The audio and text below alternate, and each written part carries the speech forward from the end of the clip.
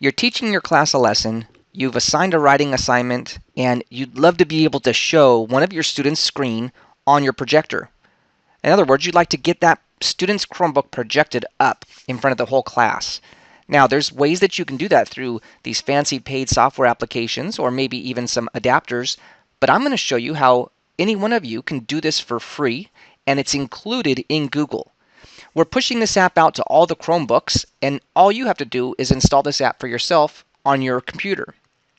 So once you've logged into Google, and I'm logged in, for example, to my email, you'll notice that there's these little 3 lines for the settings. Click on that, look for more tools, put your mouse over that, and then choose extensions. We could scroll all the way down because what I really want to do is add more extensions, and you can see I've got a lot. We don't have to waste our time looking through all these. We're just going to actually type the extension we want, and just type in Google Remote Desktop and hit enter.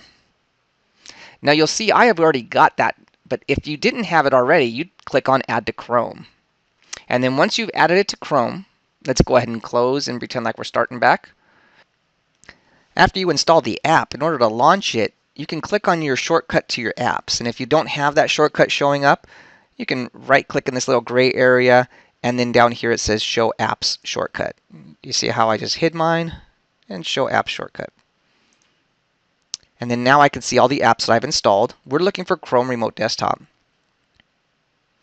Okay, so now we're at the where you're able to either share your screen or access somebody else's screen. In this case, you want to access the student's screen, and they're going to share their screen with you. And then, of course, if you're connected to your projector, your student's screen will be up on the projector.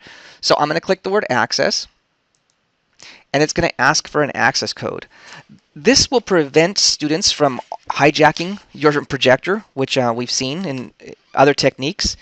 And once you get used to this one, your students will just simply tell you their access code, and you could say, "Hey, Joe, give me your access code," and away you go. All right, so little Joey's yelling across the room to me that his access code is 115171082858. And you're like, "Oh my goodness, does it always have to be so long?" Well, it does, because Google has to take into consideration that anybody in the world can be using this at the same time, so we need a long enough code to prevent people using the same code. I click connect, and pretty soon we're going to have little Joey's Chromebook screen. There it is. So I'm actually controlling little Joey's Chromebook, and you can see it's in this area, well, it's teststudents.mhusd.org.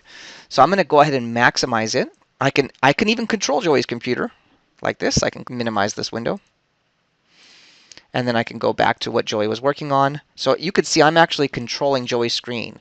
Now I'm letting go of my mouse, and I'm going to have Joey control his computer. And you can see that Joey, while you can't see his mouse, when he clicks on things, you see exactly what he's clicking on. So Joey can now share basically what he's doing on his screen with you. Now it's got this little thing that says sharing control of your screen via remote assistance. You can close that out just so it doesn't bug you anymore. But now Joey can go to any of the places that they want you to see, and they can open up the different documents, and they're sharing it with the rest of the class. Now, if you're wondering why Joey's screen is a little bit different than mine, you can see that his is rectangular and mine is square, and that just has to do with the fact that each of our computers are a little different. The computer that I'm currently working on has a square screen, whereas Joey's computer has a more rectangular screen, which it's a Chromebook. All right, so now let's go ahead and do that same thing, and I'll show you what Joey would have seen. So, by the way, we're going to stop sharing. I'm the teacher. I just click on the little X right here, and that takes away Joey's computer screen. So if Joey was doing something inappropriate, turn it off. There you go. Nobody can see it anymore.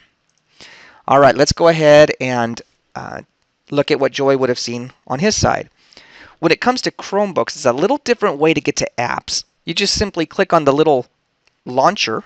It looks like a little magnifying glass, and that will show you all the apps that are available. Once you're looking at all the apps, they can click on their Chromebook Remote Desktop. And guess what they're going to see?